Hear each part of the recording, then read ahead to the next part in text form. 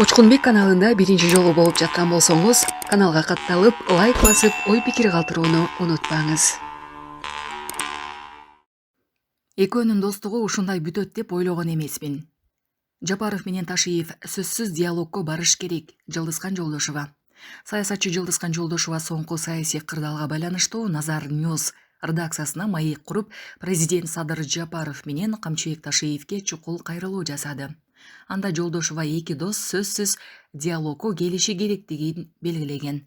Булак Назар Ньюс кейжи. Мен ушул экөөнүн достугу эртеби кечпи албетте саясатта жүргөндө бүтөт болчу.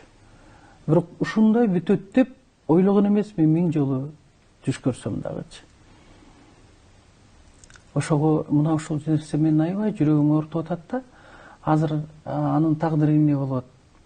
Бала чакасынын тагдыры эмне болот? Бул ОПГ менен күрөш деген оңой эмес да. Бул дүйнө жүзүндөгү чырмалган ушунчалык бир даже керек болсо үлкөн мамлекеттер ОПГ менен күрөшө алган эмес.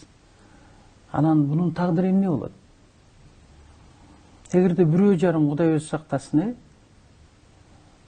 жамандыкка барып калса, бир эле президент эмес, баарыбыз ошону менен кантип жашайбыз? Анткени ал биздин мамлекет эл үчүн иштеди да. Биздин эл эркин жашасын, тиги бу деди. Алардын мага жасаган мамилеси, же болбосо көз карашы азыр мени абсолютно не интересует, орусча айтканда. Азыр мени абдан кыжаалат кылган. Мен аябай ойго батып калдым да. Бул азыр жагдай кандай чечилет? Кандай чечилиши мүмкүн чын эле? Эми экөө диалогко барыш керек. Эгерде барбаса? Жок, барыш керек. Булардын бири-бирине болгон таарынычы, бирине болгон кандайдыр бир недоразумение деп коет да, кыргызча сөздөрдү, түшүнбөстүктөрдү мындай четке кагып туруп, раз учуп келди Камчыбек Ташиев, Камчыбек Кыдыршаевич, Садыр Жапаров президент катары, соратниги катары, досу катары чакырып, ден соолугун сурап, мына ушундай болуп калды деп түшүндүрүп, экөө бир диалогко келиш керек.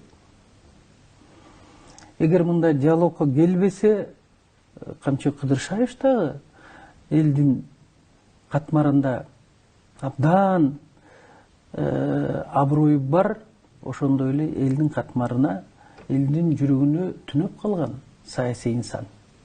Аны эске алыш керек. Анткени Камчыбек Кыдыршаевич жөнөкөй элге өтө жакын. Бейбечаралардын маселесин мындай көзүнүн кыры менен карап коюп өтүп кетпейт. Ошону менен бирге өтө мекенчил. Ошондой эле Садыр Нуркожоевич да өтө мекенчил. Эми мен булар менен 10 жылдан ашык бирге болдум. Экөөнүн мүнөзүн да билем, экөөнүн ички дүйнөсүн да билем. Азыр экөөнү тең аябай оор болуп турат. Албетте алар сезип турат мамлекет менен элдин жүгү экөөнүн мойнунда экенин. Камчыбек Ташиев кызматтан кетсе дагы ошол жүк мойнунда экенин сезип турат да. Ошон үчүн дарыланып, аягына чыкпастан, мага ушул ситуация саясий ушундай болуп калганына байланыштуу учуп келди. Бул деген сөз Ташиев диалогко барууга макул экендигин ачык айкын көрсөтүп турат.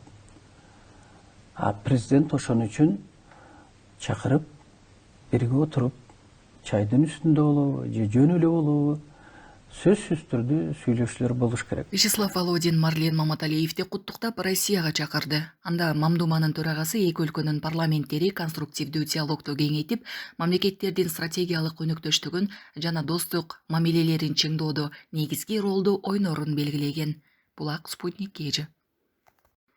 Тамактануу жайында майыптыгы бар адамга көмөк көрсөткөн официант. Социалдык тармактарда тамактануу жайына келген майыптыгы бар адамга көмөк көрсөткөн официанттын видеосу суктануу жаратты. Мындай видео Ош шаарындагы кафелердин биринде тартылган. Видеодон ден соолугунан мүмкүнчүлүгү чектелген адамга ал жерде эмгектенген тейлөөчүнүн тамак берип, камкордук көрсөтүп жатканын көрүүгө болот. Ал эми ал жерде эмгектенгендердин бири ал адам тамактануучу жайдын туруктуу коногу экенин жана ар дайым жакшы маанайда жүрөрүн жаза кеткен. Бишкекте 22 жаштагы кыз бир тууган агасы тарабынан сабалган. 22 жаштагы Бишкектин тургуну бир тууган агасы аны көчөдө сабап салганын билдирген. Шектөө милиция бөлүмүнө алып жеткирилген. Жабырлануучу агасы милиция кызматкери экенин айткан. Бирок тергөө учурунда бул чындыкка дал келбей калганы аныкталган. Арыз ээси соттук медициналык экспертизадан өтүүдөн баш тарткан. Ага коргоо ордери берилген. Ал эми факт боюнча 38 жаштагы жаран соттун чечими менен 3 күнгө убактылуу кармоочу жайга камалган. Мамлекеттик думага көп кабаттуу үйлөргө жана эл жашабаган имараттарга чогулуп, намаз окууга жана башка диний жөрөлгөлөрдү өткөрүүгө тыюу салган мыйзам долбоору киргизилди. Диний жөрөлгөлөрдү үйүндө расмий катталган гана тургундар жеке рухий муктаждыгы үчүн өткөрө алышат. Булак Асаттык. Баштапкы төлөм жок Россиянын бардык аймагынан 6% менен үй алгыңыз келеби? Айына болгону 50 000 рубльдан жогору төлөп, кыялдагы үйүңүзгө ээ болуңуз. Planeta 312 компаниясы сиздин ыңгайыңыз үчүн иштейт. Эгер акча топтоп, кыймылсыз мүлк сатып алгыңыз келсе, өз үйүңүздө жашоону эңсеп жатсаңыз, жакшы инвестиция кылууну ойлосоңуз, же болбосо Россиядан Кыргызстанга акчаңызды көбөйтүп кайткыңыз келсе, биз жардам беребиз. Биз сунуштайбыз. Батирлер, жер үйлөр, коммерциялык мүлк, жер участоктары, машина коюучу жайлар, жер алып, үй салуу жана кайра сатууга жардам. Кызматтар: 7 жашка чейин балдарыңыз болсо, 6% менен үй алсаңыздар болот. Банктан ипотека алууда одобрение, юридикалык тазалыкты текшерүү, рефинанс кылуу, сатып алуу, сатууда коштоо, страховка жана салык кайтарым, налоговый вычет.